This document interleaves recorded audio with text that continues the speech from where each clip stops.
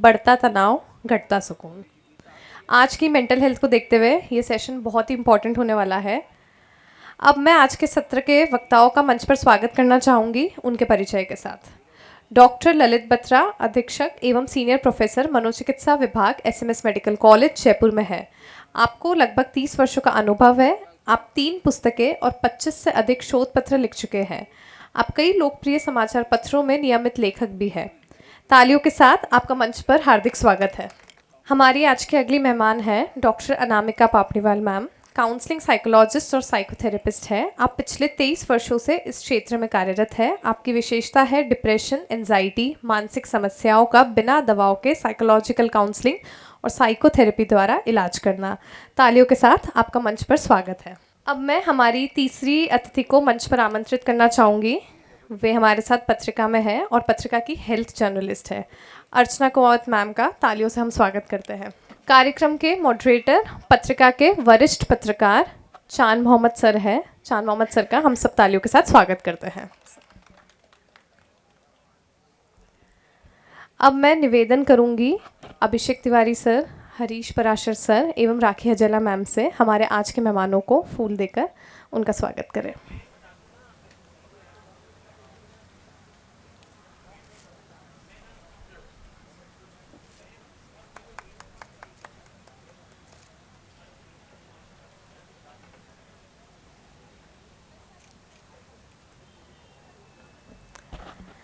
अब मैं चांद मोहम्मद सर से निवेदन करूंगी कि कार्यक्रम की शुरुआत की जाए। मैं सभी से सबसे पहले गुजारिश करूंगा कि एक बार आप इस सब्जेक्ट में हिस्सा लें। आम आदमी से जुड़ा हुआ एक ऐसा विषय जो हर किसी को प्रभावित किए हुए है और हर एक की ज़िंदगी में बहुत मायने रखता है। बढ़ता तनाव, घटता सुकून। हम बात कर रहे हैं मेंटल हेल्थ की।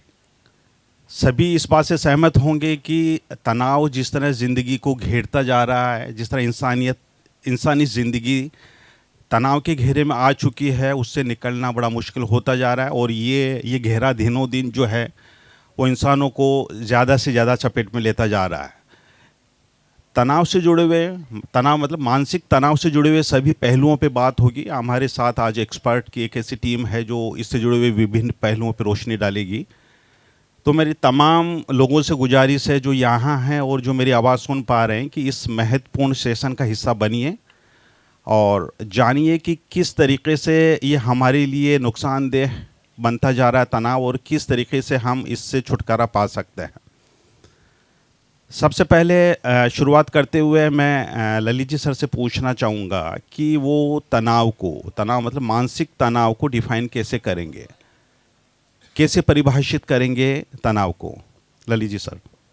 राजस्थान पत्रिका को, चांद मोहम्मद साहब को, आप सभी का बहुत बहुत धन्यवाद प्रेषित करना चाहूँगा कि आपने आज एक ऐसे टॉपिक पर, एक ऐसे विषय पर इस चर्चा को रखा है जो कि आज के समय में चाहे कोई वृद्ध हो, चाहे कोई जवान हो, चाहे कोई छात्र हो, चाहे कोई किशोर हो, सभी के लिए एक महत्वपूर्ण मुद्दा बना हुआ है, एक महत्वपूर्ण उनके लिए एक विषय बना हुआ है।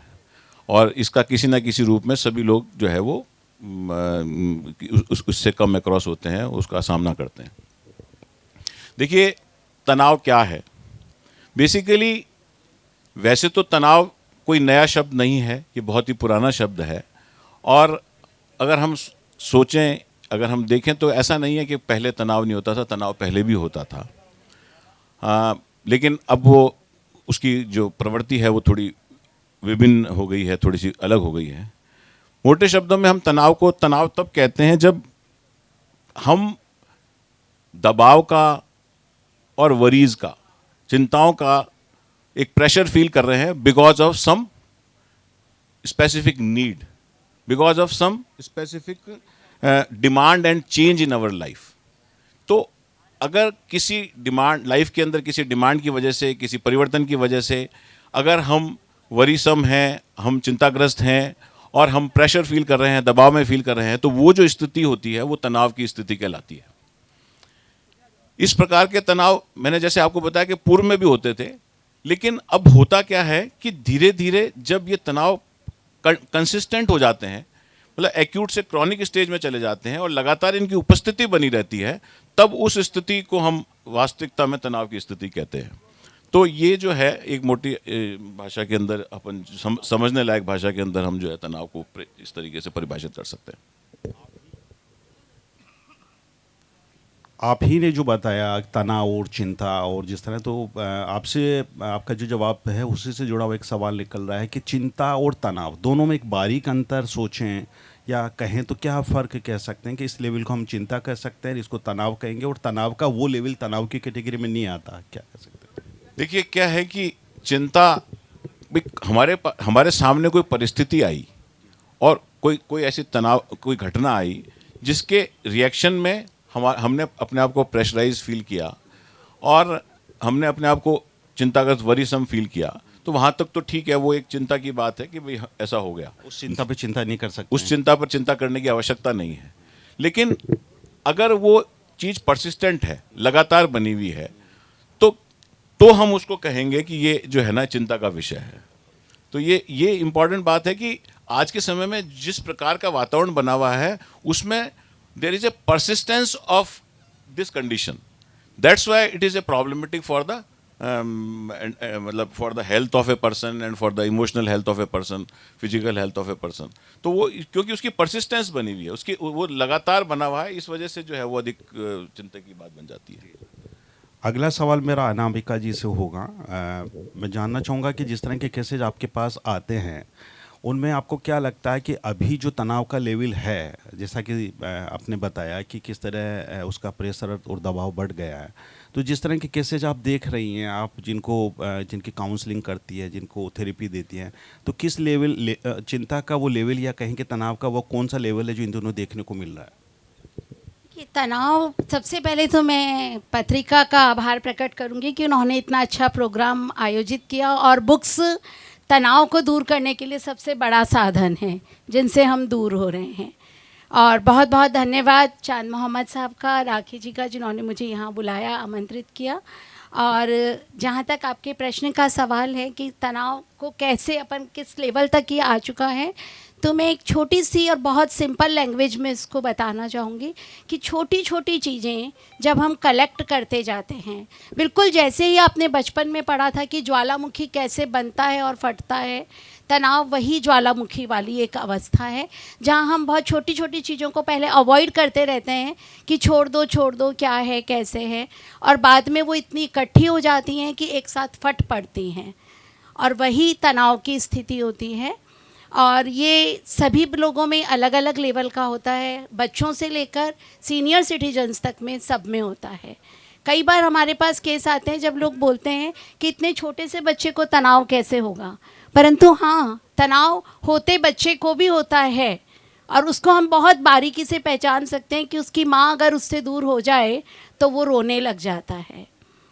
तो एक इनसिक्योरिटी वाला तनाव, क्योंकि वो इतने टाइम से माँ के साथ था, तो वो हर लेवल पर होता है, परंतु वो हमें नुकसान कब कर रहा है, इसे बहुत सरल लैंग्वेज में आप पहचान सकते हैं। जब भी आपको अपने या किसी के भी व्यवहार में कोई परिवर्तन नज़र आए, लगे कोई एकदम से चुप है और बहुत ज़्यादा बोलने लग गया, कोई बहुत बोलता था गुमसुम कैसे हो गया, एकदम से चिड़चिड़ाने कैसे लग गए, काम टाइम पर कर रहे हैं पर फिर भी कुछ समझ नहीं आ रहा है, सब चीज़ें उल्टी हो रही है, बहुत ज़्यादा हर चीज़ नेगेटिव वे में जा रही है, तो इसका मतलब वो तनाव कहलाता है। और इसको इस तरह से जब हम पहचानते हैं तो वो अलग अलग वे में अलग अलग पर्सन्स के साथ होता है। कहीं भी हम ये नहीं कह सकते कि इनको तनाव कैसे है या इनको कैसे है, पर हाँ, तनाव थोड़ा सा हो तो बहुत अच्छा है, अगर ये नहीं होगा तो हम चल भी नहीं सकते। अभी आपने तनाव से जुड़े हुए कुछ सिम्टम्स बताए, तनाव बढ़ रहा है हम ये कह रहे हैं, तो तनाव को लेके अवेयरनेस बढ़ी है, इस वजह से बढ़ा हुआ तनाव नज़र आ रहा है, या वास्तव में तनाव का फैलाव ही ज़्यादा हुआ? आपको क्या लगता है? कि दोनों तरीके हैं ना, क्योंकि अवेयरनेस बढ़ी है तो हम पहचानने लग गए कि ये तनाव है। दूसरी चीज़, ये फैला भी ज़्यादा है इसलिए क्योंकि पहले हम जॉइंट फैमिली में रहते थे तो वहाँ पता ही नहीं चलता था कब कौन सी बात निकल गई। अब अकेले अकेले जब से रहने लग गए, न्यूक्लियर फैमिलीज होने लग गई, पेरेंट्स खुद जॉब में हैं, बच्चे अकेले हैं, तो एक दूसरे से कहने का टाइम ही नहीं मिलता। ऐसे में सब अपने ही अपने में रहते हैं, तो वो तनाव बढ़ ही रहा है दिन पर दिन। डॉक्टर साहब, मैं आपसे जानना चाहूँगा कि रीजन्स की अगर बात करें, मतलब पहले भी जो रीजन्स रहे तनाव के या अभी भी माने, तो ऐसा क्या कारणों में कारण बड़े हैं जिनकी वजह से जो है वो तनाव बढ़ता जा रहा है? देखिए, आपने बिल्कुल सही कहा कि रीजंस जो है वो एक इम्पॉर्टेंट बात है जिस पर कि हमको डिस्कशन भी करना चाहिए। बेसिकली अगर आप देखें तो आधुनिक जीवन में हमने देखा है कि 3 बड़ी महत्वपूर्ण चीज़ हैं: स्पीड, कनेक्टिविटी एंड प्रेशर। अगर आप अपने जीवन को आज से 30 वर्ष 40 वर्ष पूर्व के किसी जीवन के साथ अगर कंपैरिजन करेंगे तो संभवतः ये तीनों चीज़ें उस समय में इतनी प्रभावी नहीं थी जितनी आज की तारीख में है।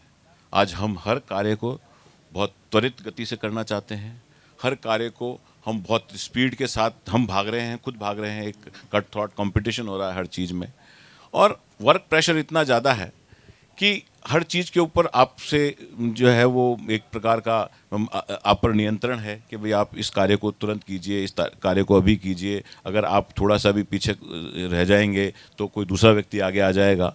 तो ये जो, और तीसरी इम्पॉर्टेंट चीज़ है कि वैसे तो हम सामाजिक तौर पर तो एक दूसरे से बहुत दूर हो रहे हैं, लेकिन अदरवाइज कनेक्टिविटी बहुत ज़्यादा फास्ट है, और वो कनेक्टिविटी जो है वो बहुत बड़ा रीज़न है कि जो हमको कॉम्पिटिटिव बना रही है, जो हमें है ना एक प्रकार का अनावश्यक कंपटीशन पैदा कर रही है, और हमारे जो है ना एक दूसरे के जीवन में एक दखल डाल रही है। तो ये सारी चीज़ें जो मिलके हैं ये एक कोर ग्रुप है जो कि आपके तनाव को बढ़ा रहा है। अब ये तो मैंने आपको एक कोर बात बताई, लेकिन हम देखें तो वर्क प्रेशर्स बढ़ रहे हैं, हम देखें तो हमारे बिकॉज ऑफ द मोबाइल है ना, हालांकि ये एक अपने आप में बहुत अच्छी चीज़ है कि लोगों को है ना कनेक्ट करती है, हमारे बहुत से कार्यों को सरल कर देती है, हमारे बहुत सारे जो लाइनें थी उनको ख़त्म कर देती है। लेकिन दूसरा एस्पेक्ट अगर अपन देखें तो बहुत सारी ऐसी चीज़ें जो इसकी वजह से ही पैदा हो रही हैं।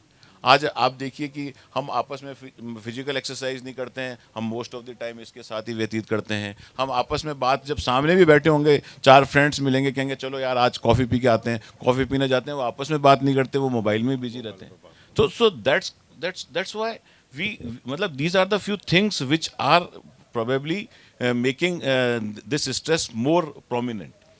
सिमिलरली जो है आप ये देखिए कि रिलेशनशिप में बहुत बड़ा हास है, न्यूक्लियर फैमिली हो गई, न्यूक्लियर से सिंगल पेरेंट्स फैमिली भी होती चली जा रही हैं कई। तो ये सारी चीज़ें हैं कि तो आज आदमी के पास अपने स्ट्रेस को वेंट आउट करने का, उसको बाहर निकालने का कोई साधन ही नहीं बचा है। जो साधन बचे हैं वही कई बार उनको और तनाव में डाल देते हैं। तो ये जो सारी स्थितियां हैं ये व्यक्ति के तनाव को लगातार बढ़ाए चली जा रही हैं और वो उसको क्रॉनिक बना रही हैं। मतलब जो पहले तो क्या था कि बेसिक तनाव थे ना, खाने का, सोने का, पहनने का, वो तो अब है नहीं, वो तो खत्म हो गए। तो अब और वो होते थे तो टेम्परेरी होते थे, उसका सोल्यूशन हो जाता था। लेकिन अब जो स्ट्रेसेस हैं वो कंटिन्यूस स्ट्रेसेस हैं और इस वजह से होने वाले तनाव भी लगातार बढ़े हुए हैं। रीजन्स जैसे आपने बताया, तो आपको क्या लगता है कि तनाव के रीजन्स बाहरी हैं या कई बार आंतरिक भी होता है? कई बार लगता है कि जो छोटी छोटी चीज़ें होती है कि ठीक है ऑफिस के लिए निकल रहे हैं, ट्रैफिक जाम है, थोड़ा सा आप रुक गए और तनाव हो गया, आप कोट या टाई लगा रहे हैं, थोड़ा सा टाइम लगा और वो झुंझलाहट में आप तनाव में आ गए।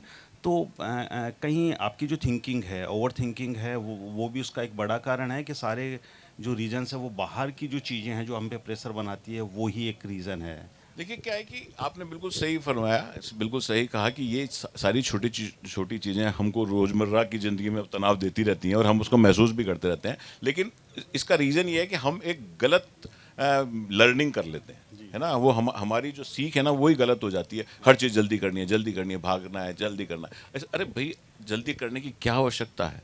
अब आप कहेंगे कि नहीं साहब ऑफिस में एब्सेंट लग जाएगी, तो आप सुबह थोड़ा समय पहले उठ जाइएगा, है ना। हम क्या है कि मतलब चीज़ों को लास्ट तक होने देते हैं, जब वो स्ट्रेस का रीज़न बन जाती है तब उसको करने लगते हैं तो वो और स्ट्रेस को बढ़ा देती है। तो हम इस स्ट्रेस को कम कर सकते हैं, है ना। मैंने कहा ना कि अभी तो एक जो ट्रायड है ना, स्पीड, हर चीज़ में स्पीड वी वांट, मतलब हम हर चीज़ का त्वरित तो है ना उपचार चाहते हैं और त्वरित ही उसका ग्रेटिफिकेशन चाहते हैं, तुरंत प्रभाव से।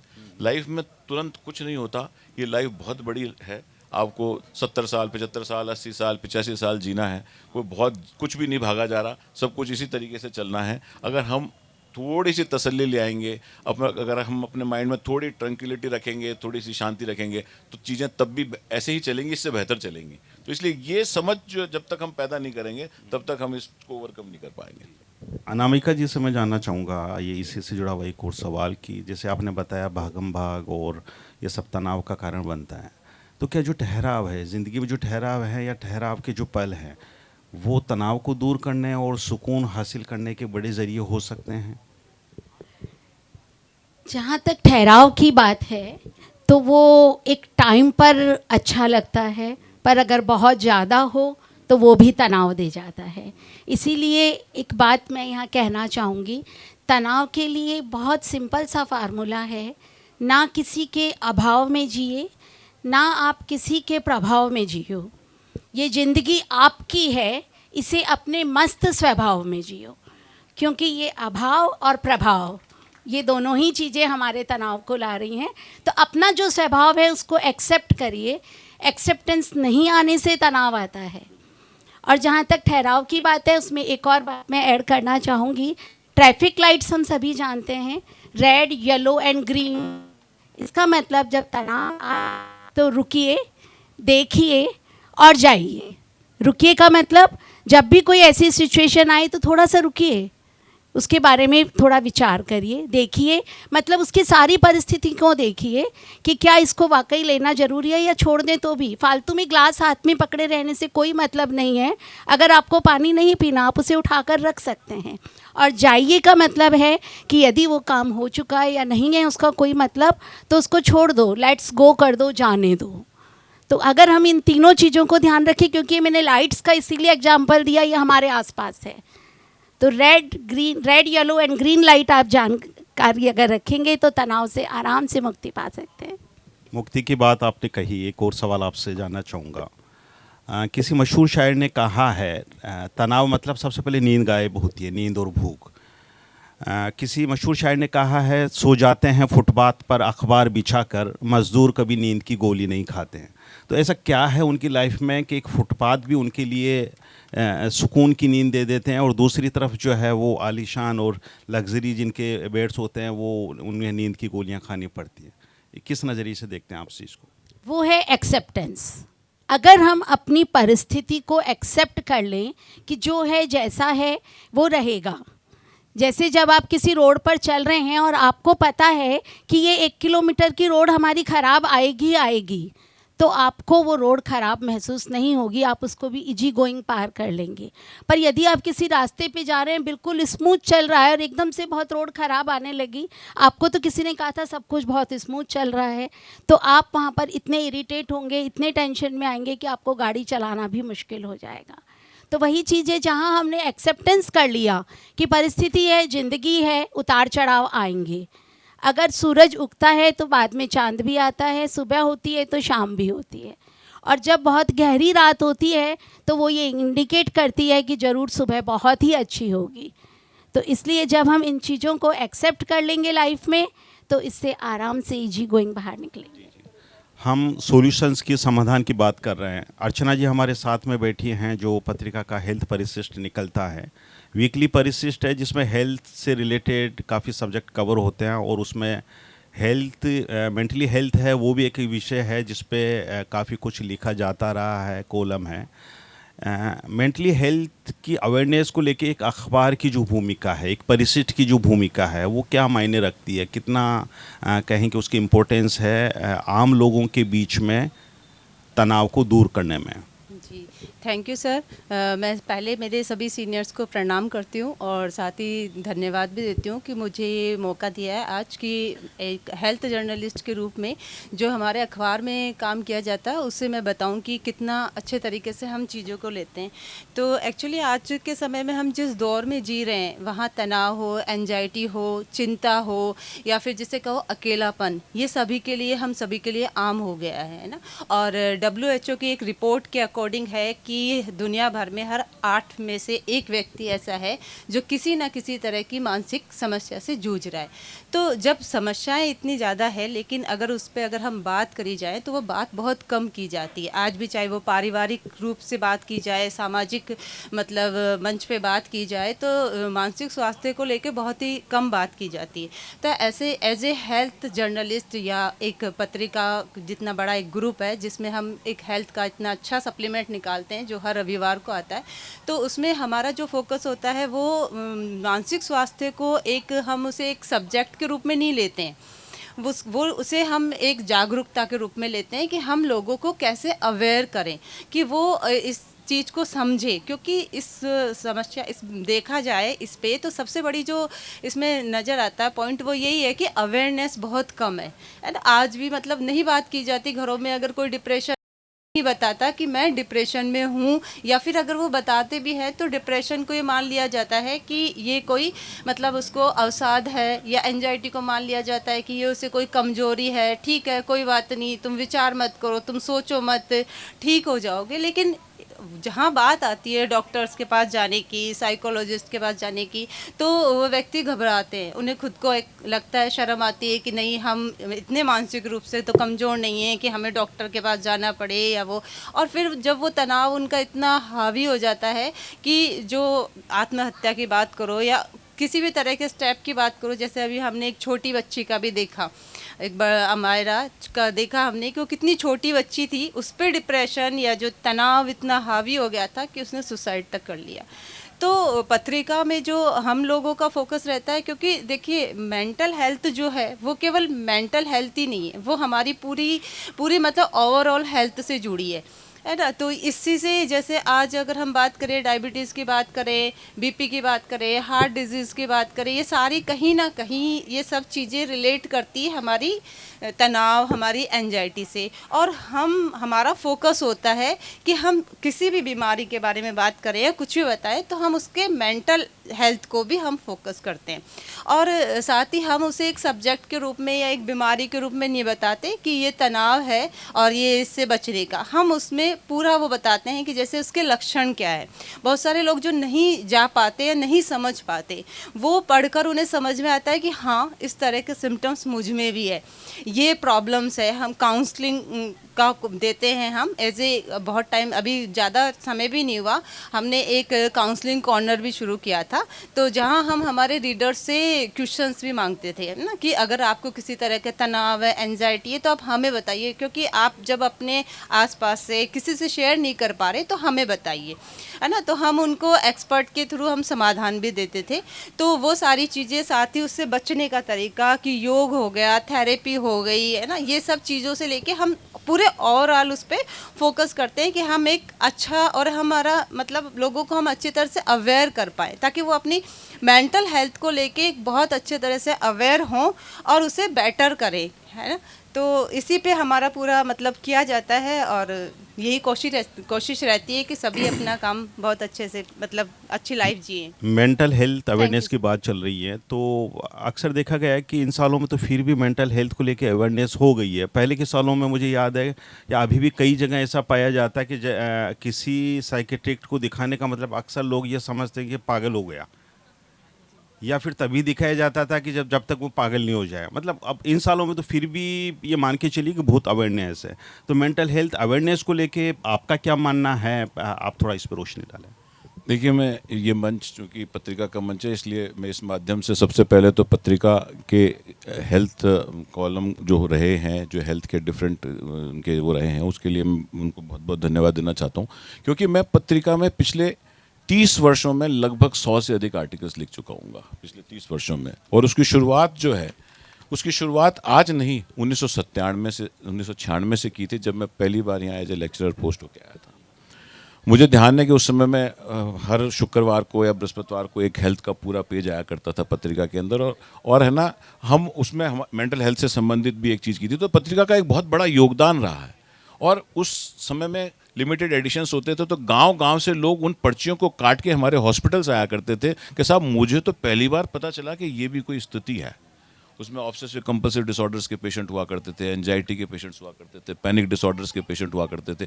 तो उनको पहली बार पता चला इस माध्यम से कि भाई उनको कोई समस्या है जिसका कि उनको निराकरण करना चाहिए। और उनमें से बहुत से लोग ठीक हो गए। उन्होंने कहा कि साहब इसने ये इस आर्टिकल ने, इस पत्रिका के इस आर्टिकल ने तो हमारा जीवन ही बदल दिया। तो ऐसी स्थिति हमने देखी है पिछले 30 वर्षों में, 32 वर्षों में लगातार देखी है। तो इसके लिए निश्चित तौर पर आप सभी लोग जो है बधाई के पात्र हैं, बहुत बहुत धन्यवाद के पात्र भी हैं।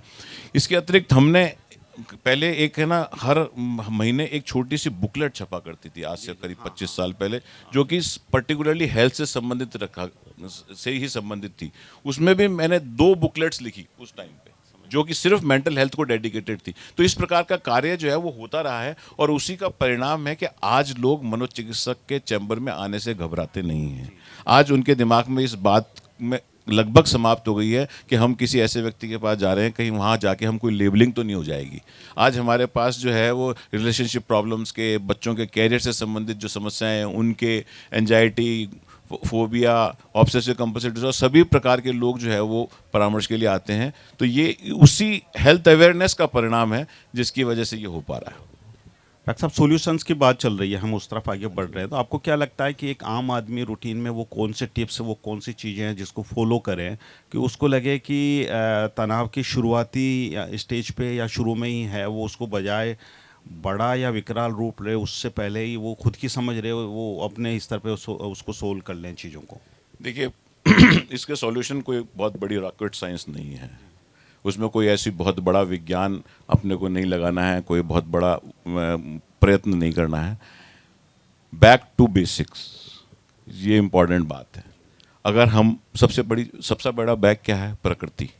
अगर हम प्रकृति के नज़दीक चले जाएंगे, नेचर के नज़दीक चले जाएंगे, और हम उन तमाम चीज़ों से, प्रकृति की उन तमाम चीज़ों से प्रेम करने लगेंगे जो कि सचमुच में बड़ी ब्यूटीफुल हैं, बहुत ही सुंदर हैं, बड़ी आकर्षक हैं, पेड़ पौधे, वृक्ष, पहाड़, नदियाँ, झरने, ये सारी चीज़ें जो है ये प्रकृति का ही रूप है। तो हम बैक टू बेसिक्स के अंदर प्रकृति के जितना नज़दीक अपने आप को रखेंगे उतना तनाव कम रहेगा। ये तो एक बहुत बेसिक बात है।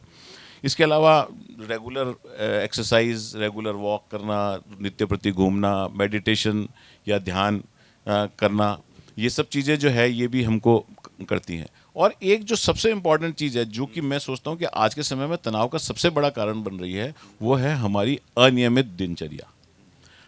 आज आप देखिए कि आज का युवा रात को 3, 4, 5 बजे सोता है, सुबह 12, 1 बजे उठता है, उसके पश्चात वो अपना दिन प्रारंभ करता है, रात को पुनः वो कार्य करता है, और कार्य करने के बाद पुनः अगली रात को फिर सोता है। तो हमारा जो नेचुरल साइकिल है, जो प्राकृतिक तौर पर हमारे लिए सोना, उठना, कार्यशीलता का जो एक समय निर्धारण था, वो सारा बिगड़ा हुआ है। और उसी बिगड़ाव का ये परिणाम है कि जो है हमारा तनाव बढ़ रहा है, और तनाव से होने वाली जो हमारे शरीर पर, हमारे मन मस्तिष्क पर, हमारे इमोशंस पर जो प्रभाव हो रहे हैं वो बढ़ रहे हैं, और वही आगे चल के बीमारी का भी रूप कई बार ले लेते हैं।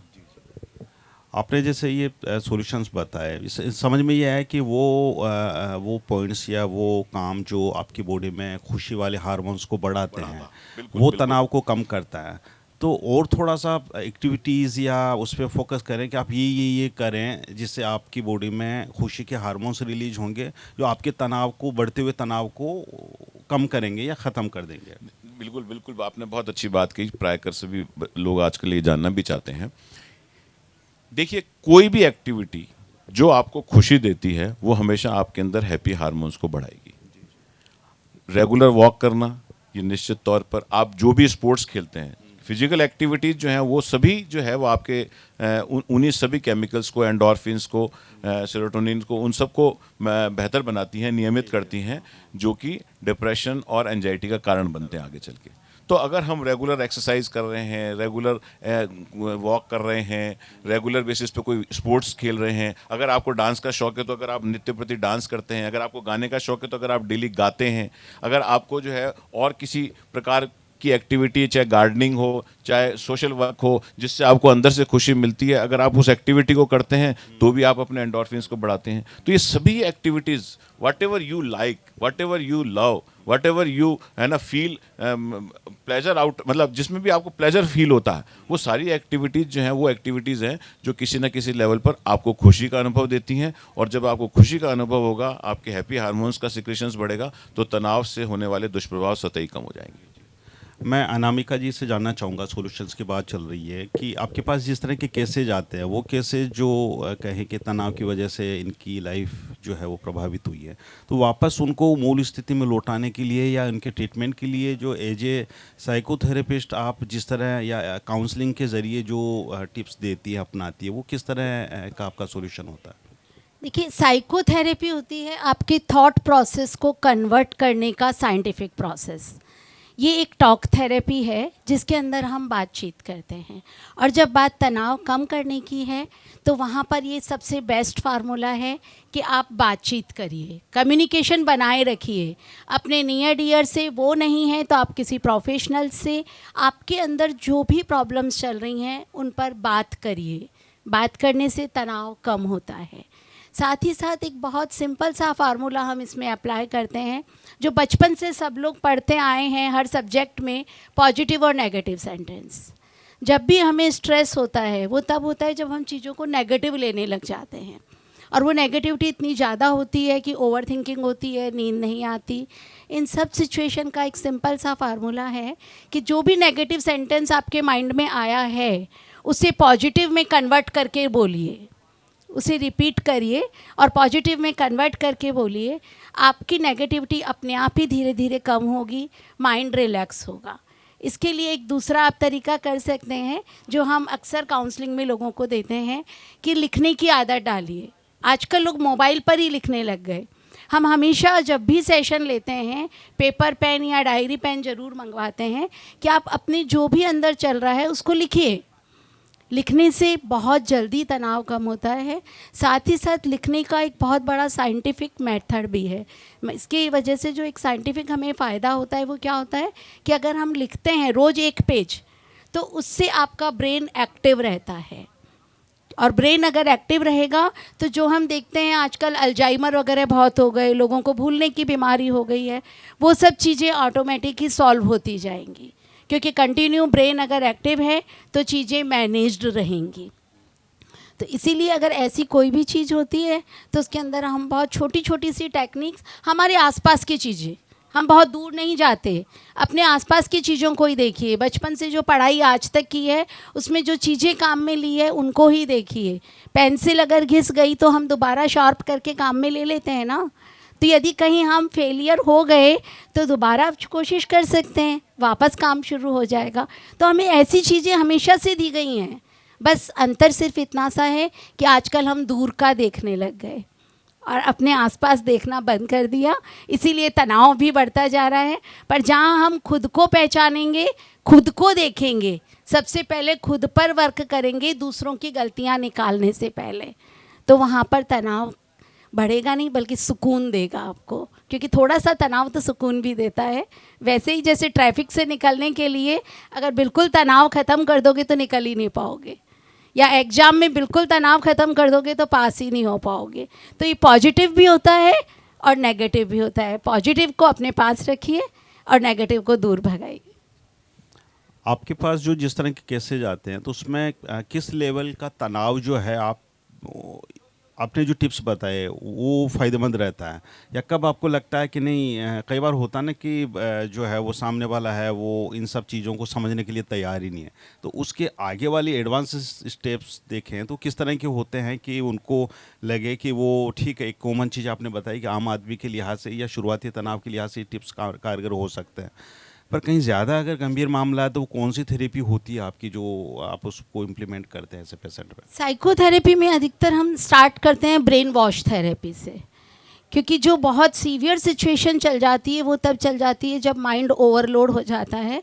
बिल्कुल वैसे ही जैसे आपका मोबाइल हैंग हो जाता है तो वो माइंड हैंग हो जाता है, और जब मोबाइल हैंग होता है तो हम क्या करते हैं, कुछ चीज़ों को डिलीट करते हैं, उसको रिफ़्रेश करते हैं, जो काम की नहीं है हटा देते हैं।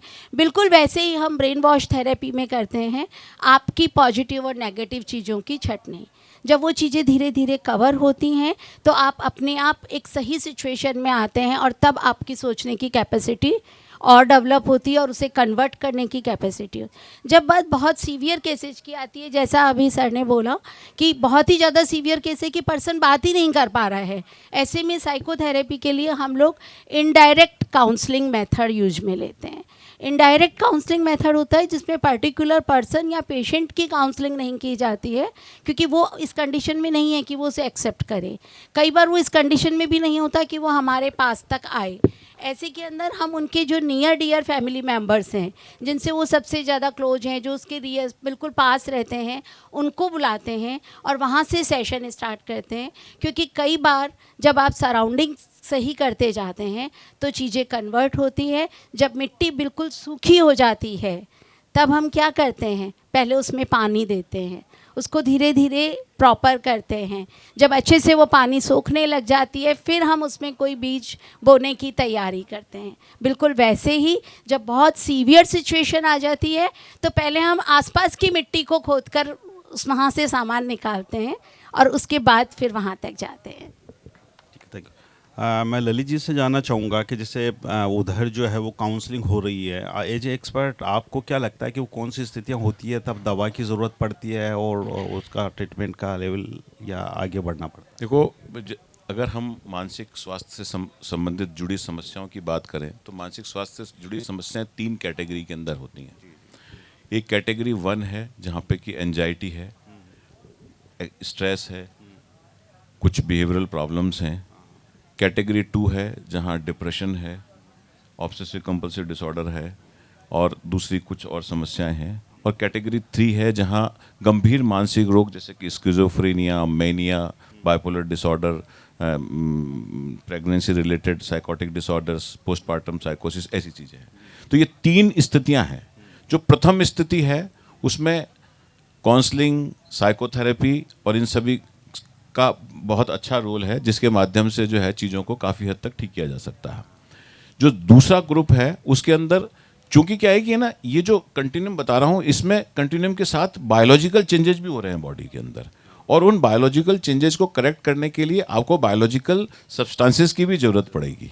तो जो डिप्रेशन है, जो ऑब्सेसिव कंपल्सिव डिसऑर्डर है, जो पैनिक डिसऑर्डर्स है, इनके अंदर भी एस्टेब्लिश्ड बायोलॉजिकल चेंजेस होते हैं जिनकी वजह से दवाइयाँ का जो है ना एक बहुत बेहतरीन रोल जो है वो उसमें दिखाई देता है। और साथ में साइकोथेरेपी होगी तो वो और भी मतलब सर्वश्रेष्ठ उपचार उससे निकल के आएगा। और एक तीसरी कंडीशन है जिसमें कि हम कहते हैं कि साइकोटिक कंडीशंस हैं, स्किज़ोफ्रेनिया है, बाइपोलर डिसऑर्डर है, वो प्योरली जो है वो बायोलॉजिकल डिस्टर्बेंसेस हैं और वहाँ प्राइमरीली आपको मेडिकेशंस की हेल्प लेनी पड़ेगी, अदरवाइज पेशेंट की स्थिति और अधिक डिटोरेट हो जाएगी। क्योंकि उस स्थिति को, जो मैं थर्ड स्थिति बता रहा हूँ, उस स्थिति को हम काउंसलिंग के माध्यम से सही नहीं कर पाएंगे उस समय में।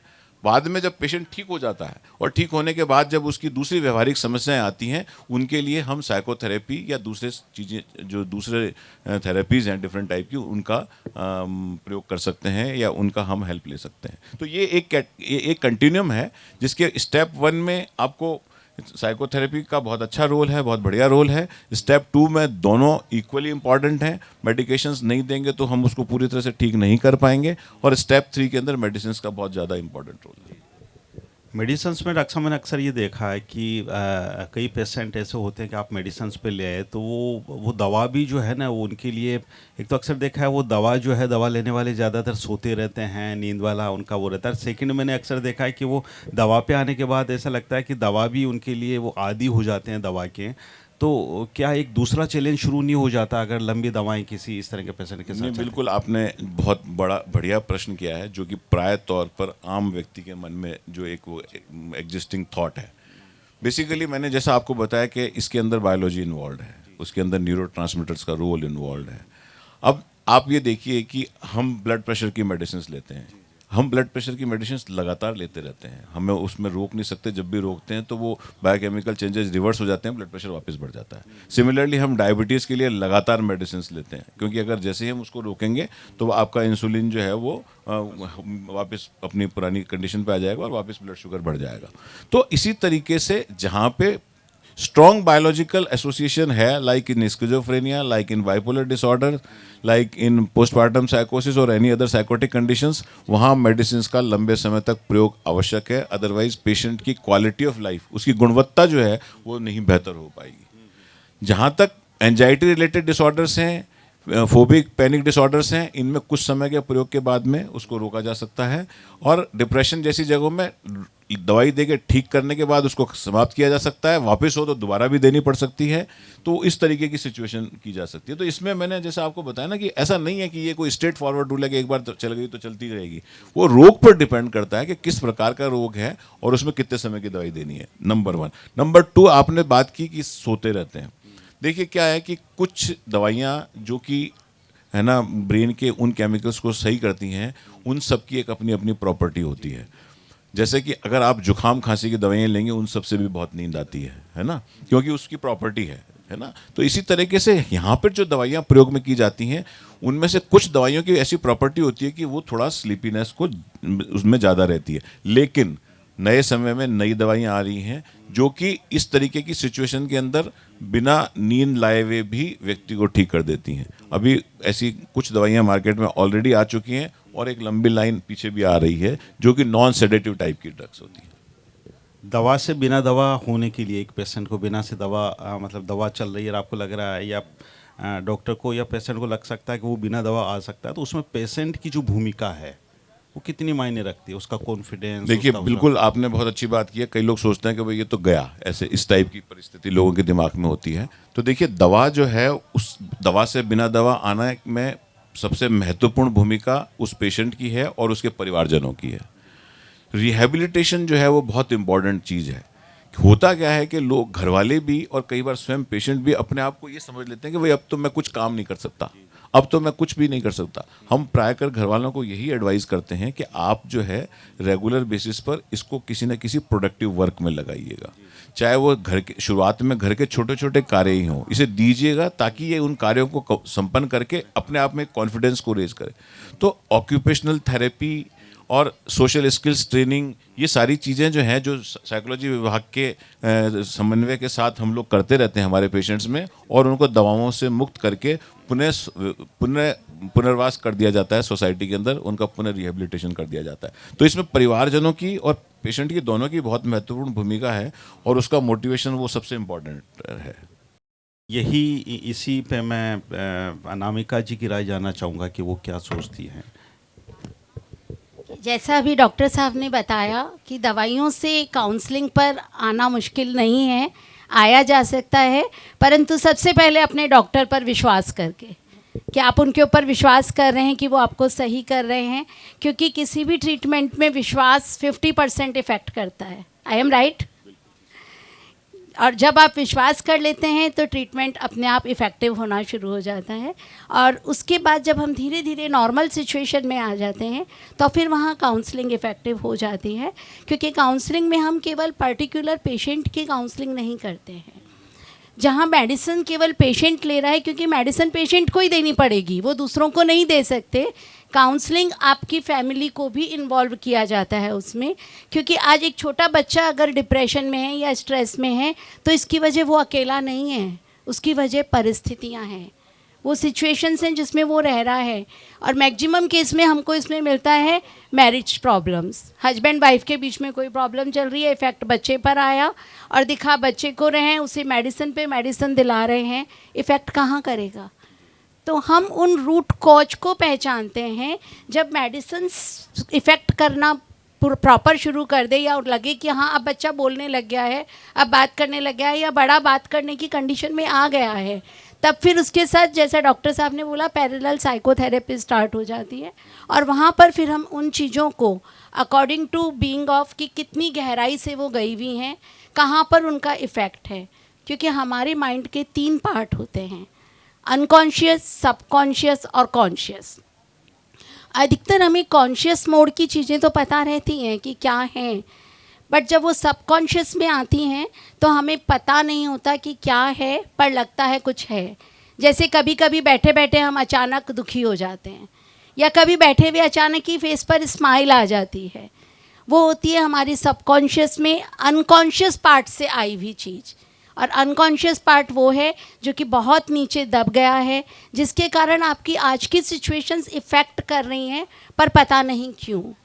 और इस चीज़ के अंदर हम सर वहाँ तक भी इफ़ेक्ट देखते हैं कि कई बार 9 मंथ जो बच्चों के प्रेगनेंसी पीरियड का रहता है, उस मंथ में माँ बाप के बीच में किस तरह का रिलेशन रहा, उस समय कैसा एटमॉस्फेयर मिला, मम्मी की क्या सिचुएशंस रहीं, कितने स्ट्रेस में रही, उसका इफ़ेक्ट लाइफ लॉन्ग भी बच्चों में देखने को मिल जाता है। तो हमें उन रूट कॉज तक जाना ज़रूरी होता है, इसीलिए सबको इन्वॉल्व करके एक बार वहाँ तक देखते हैं। तो जहाँ मेडिसिन की ज़रूरत होती है, जब लगता है बिल्कुल उसमें नहीं है, वहाँ हम साइकेट्रिस्ट के पास जाके मेडिसिन देते हैं। एंड आफ्टर दैट फिर काउंसलिंग होती है। काउंसलिंग में पूरी family near about according to situations involve किए जाते हैं। थोड़ा सा पेशेंस रखने वाली थेरेपी है ये, और टाइम कंज्यूमिंग भी है, क्योंकि इसमें थोड़ा सा टाइम लगता है। जब तक सारी सिचुएशंस को नहीं देखेंगे, ऊपर से चीज़ों को सॉर्ट करने का मतलब है टेम्परेरी। अगर हम चाहते हैं लॉन्ग लाइफ तक रहे या हम इसे सीख लें, तो एक लर्निंग प्रोसेस भी है। अब आखिरी सवाल मैं अर्चना जी से पूछना चाहूँगा कि अखबार की जो कॉलम है वो हेल्थ प्रॉब्लम जो होती है, यहाँ मेंटल हेल्थ की बात कर रहे हैं, वो कितना मायने रखता है आम आदमी के लिए? क्योंकि पत्रिका के कई कॉलम ऐसे हैं जिसमें पाठक सवाल पूछते हैं, उसके जवाब दिए जाते हैं। कितनी बड़ी भूमिका है इस तरह के कॉलम्स की कि वो आम आदमियों के हेल्थ से रिलेटेड चीज़ों को वहाँ शेयर करते हैं, एक्सपर्ट जवाब देते हैं? क्योंकि मुझे आज भी ध्यान है, जैसे डॉक्टर साहब ने आपने बताया, पहले ये होता था कोई भी एक आर्टिकल छपता था तो हमें लगता था कि इसका अच्छा रिजल्ट मिलने वाला है, तो डॉक्टर के नंबर, हम नाम और नंबर वहाँ डेस्क पे रख देते थे कि इतने फ़ोन बजने वाले हैं कि जो भी उठाएं तो वो नंबर बता दें। ये स्थिति थी। तो कितने मायने रखते हैं, इस पे थोड़ा रोशनी डालेंगे अर्चना जी शॉर्ट में? हाँ जी सर, बहुत मैं यही कहना चाहती हूँ कि बहुत मायने रखता है। और हमारा जो फोकस होता है वो यही होता है कि हम रीडर्स को जोड़ के रखें अखबार से, और उनकी समस्याओं से रिलेटेड हम क्वेश्चंस मंगवाते हैं और उनका जवाब हम एक्सपर्ट के थ्रू देते हैं। साथ ही एक हमारा एक नियमित कॉलम है जो काफ़ी टाइम से चल रहा है, वो है हमारा हेलो डॉक्टर। तो हेलो डॉक्टर में हम हर बार एक अलग अलग थीम लेते हैं, उस पर हम हमारे जो पाठक हैं उनसे क्वेश्चंस मंगाते हैं और एज ए एक्सपर्ट हम उसका शो करते हैं। जो हमारे साथ उससे रिलेटेड जो एक्सपर्ट होते हैं उसके साथ एक शो किया जाता है, जो सोशल मीडिया पे, यूट्यूब पे, पत्रिका, टीवी पे, और साथ में हम प्रिंट में भी देते हैं। और काउंसलिंग कॉर्नर जो हमारा शुरू हुआ उसमें भी यही रहता था कि जो हमारे पाठक हैं उनके हम समस्याओं का समाधान करें, और ना केवल हम उनके क्वेश्चंस का, हम उन्हें अलग अलग थेरेपी, हमारा फोकस यही नहीं होता कि केवल हम उन्हें जैसे कि एलोपैथी के बारे में बता रहे हैं या फिर हम उसे हम जितनी भी और तरह की जो मेडिसिन हैं हम उन सब पे भी बात करते हैं, थेरेपीज़ में भी, है ना। तो हम आयुर्वेदा को भी उतना ही इम्पोर्टेंस देते हैं, और अल्टरनेट जो थेरेपीज़ है, योग है, और एक हमारा जैसे फिटनेस कॉलम है, फिटनेस मंत्र करके एक कॉलम आता है, उसमें भी हम जैसे तनाव, डिप्रेशन और इन सब को दूर करने के लिए क्या हम ऐसे योग कर सकते हैं, कैसे एक्टिविटी कर सकते हैं, इन सब को फोकस लेके करते हैं, और लोगों का बहुत अच्छा वो रहता है, उसे रखते भी है लोग और आते भी है उनके बहुत अच्छे कि क्वेश्चंस की उनके जीवन में बदलाव आ रहा है। मैं आभार व्यक्त करना चाहूँगा ललित जी का, अनामी जी का और अर्चना जी का कि इस महत्वपूर्ण सेशन में उन्होंने काफ़ी कुछ महत्वपूर्ण पहलुओं पर रोशनी डाली। देश दुनिया की ताज़ा खबरें और वीडियोस के लिए अभी डाउनलोड करें पत्रिका ऐप।